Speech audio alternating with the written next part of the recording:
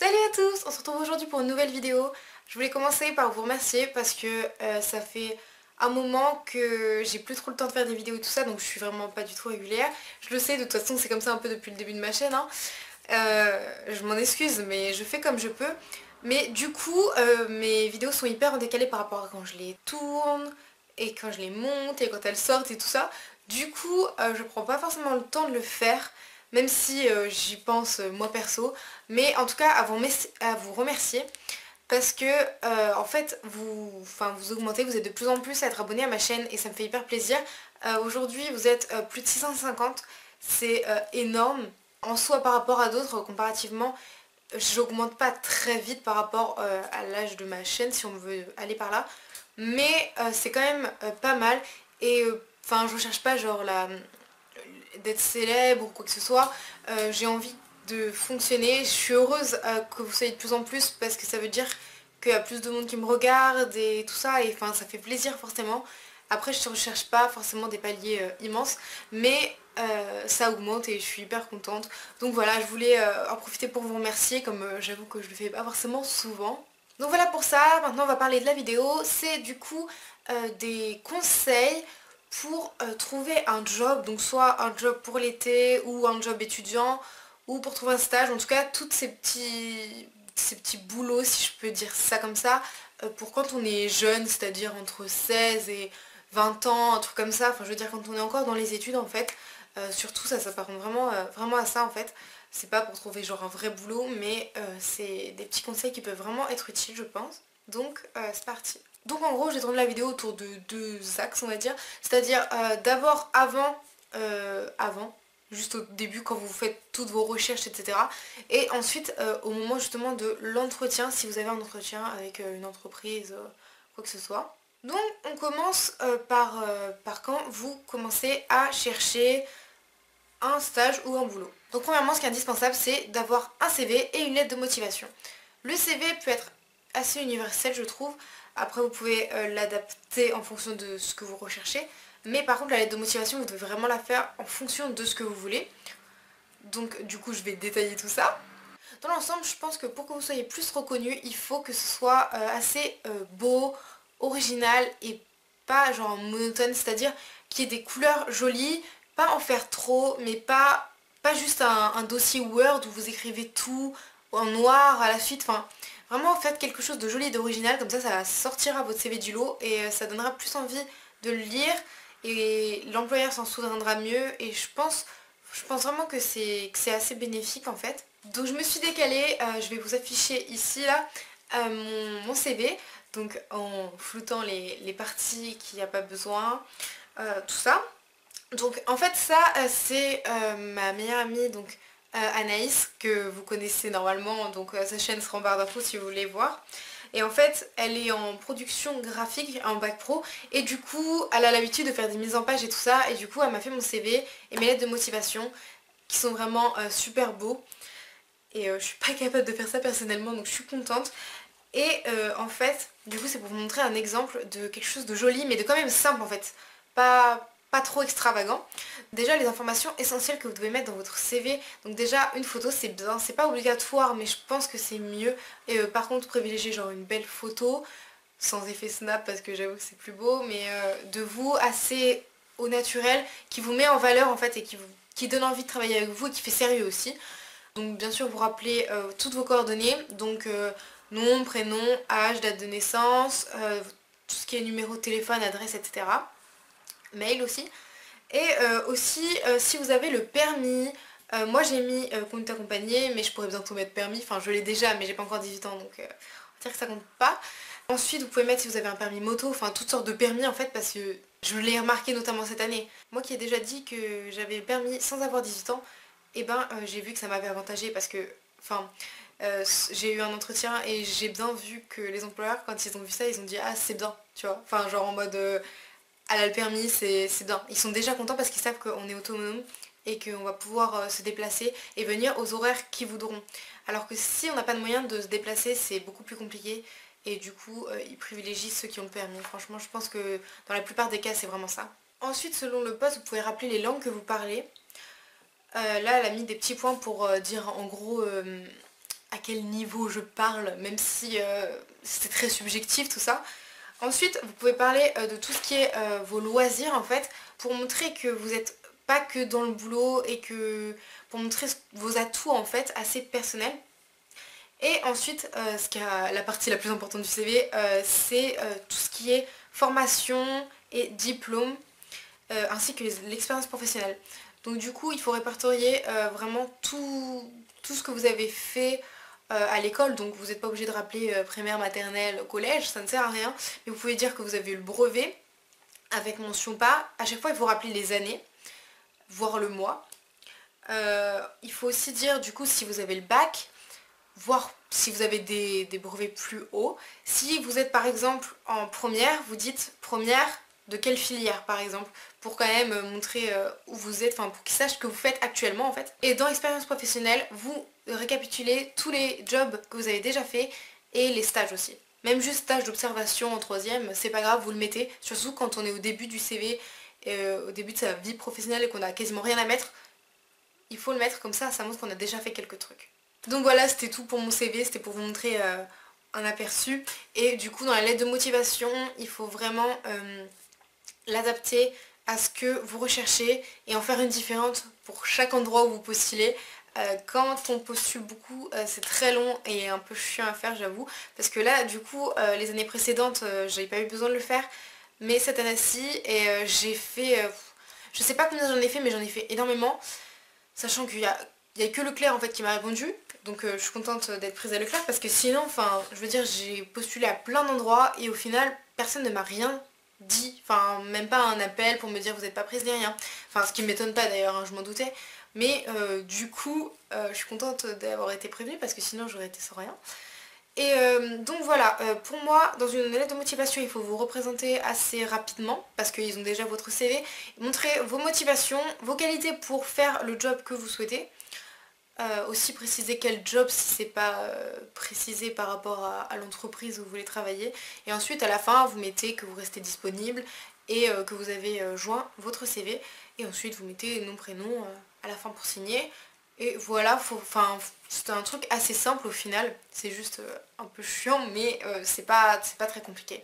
Aussi, ce qui est important, c'est de s'y prendre à l'avance, c'est-à-dire, j'avoue que ma vidéo va sortir un peu tard, mais par exemple pour un job d'été, je sais que j'avais été voir à McDo au niveau des moins de 18 ans, qu'ils prenaient, mais ils en prenaient pas beaucoup, et du coup ils valent mieux se présenter, enfin donner sa candidature dès février, pour l'été, pour juillet-août.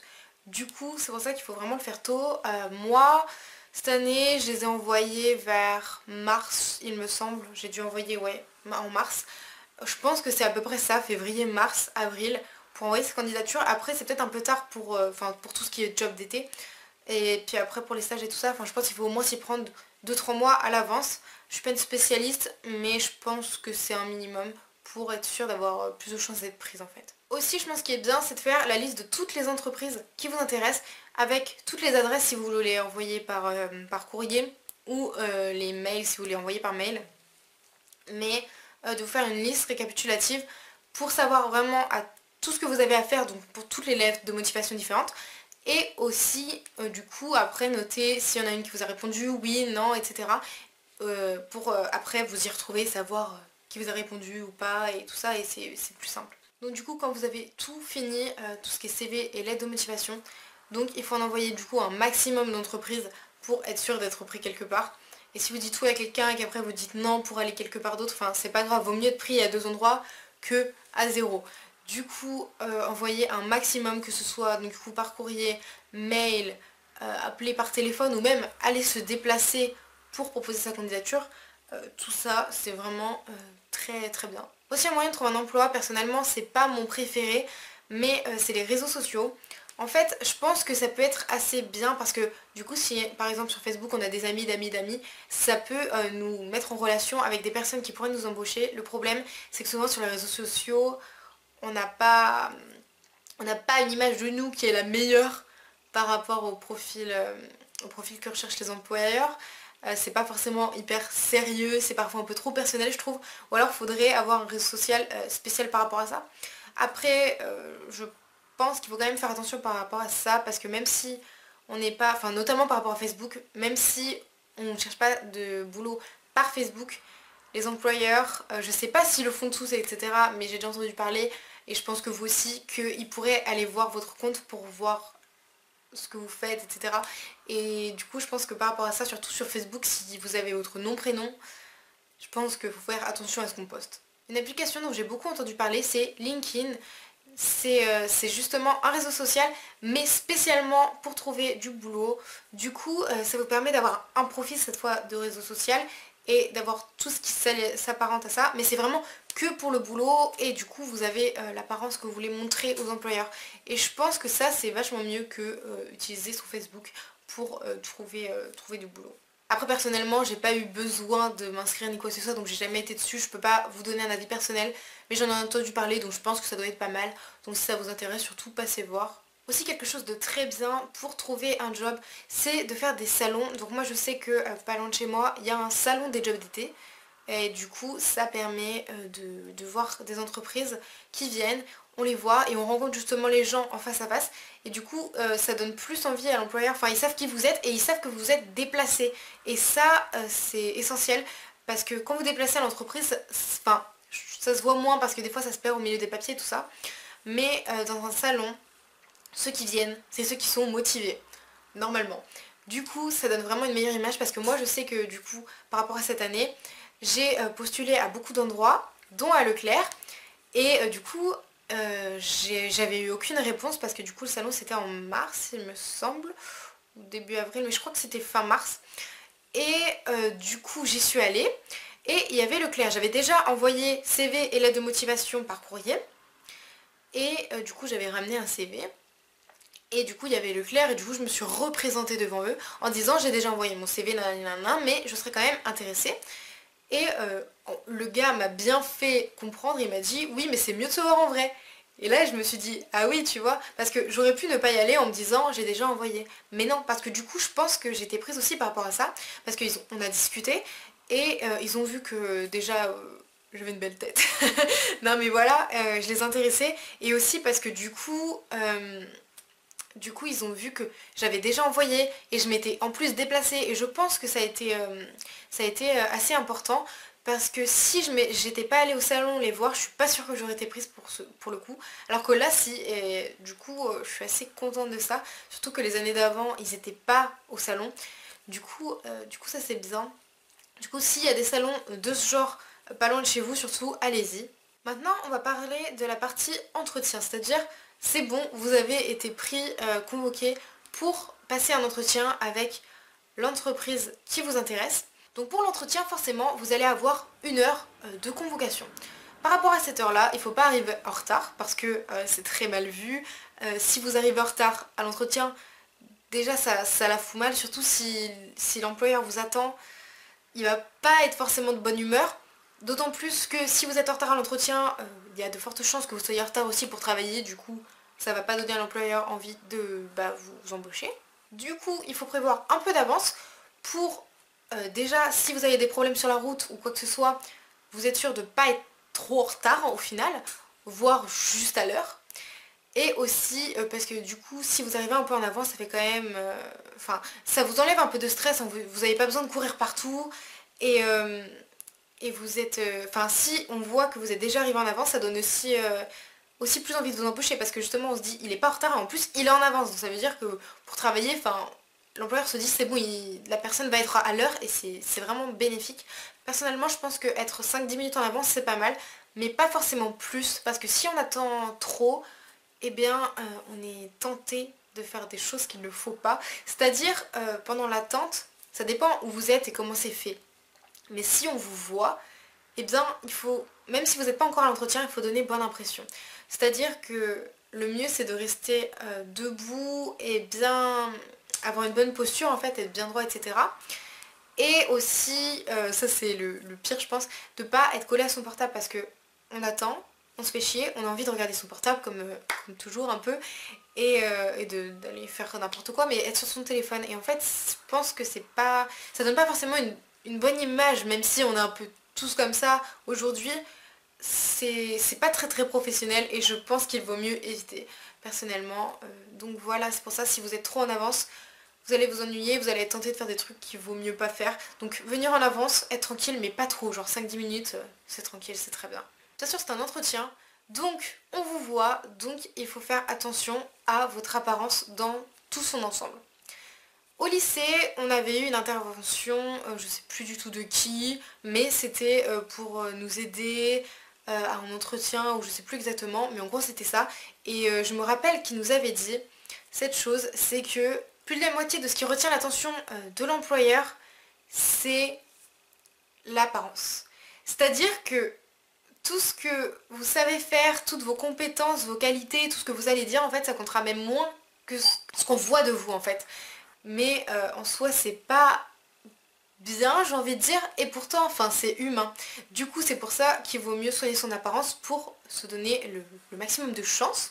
Du coup c'est pour ça qu'il est important d'avoir une tenue adaptée. Du coup une tenue assez neutre et si possible adaptée au job que vous souhaitez faire, donc ça dépend ce que vous allez faire, mais une tenue assez neutre, pas spécialement, enfin pas qui attire l'attention, pas trop excentrique, et tout ça, enfin vraiment une tenue neutre, je pense que c'est le mieux et d'être bien habillé, voilà quoi. Enfin pas, franchement, moi je me prends pas trop la tête par rapport à ça, mais juste être bien habillé. Niveau maquillage, si vous êtes une fille, franchement maquillage naturel. Faut pas non plus faire un truc trop osé. Et coiffure, bon vous pouvez faire des coiffures, ça après je pense que c'est rien de grave.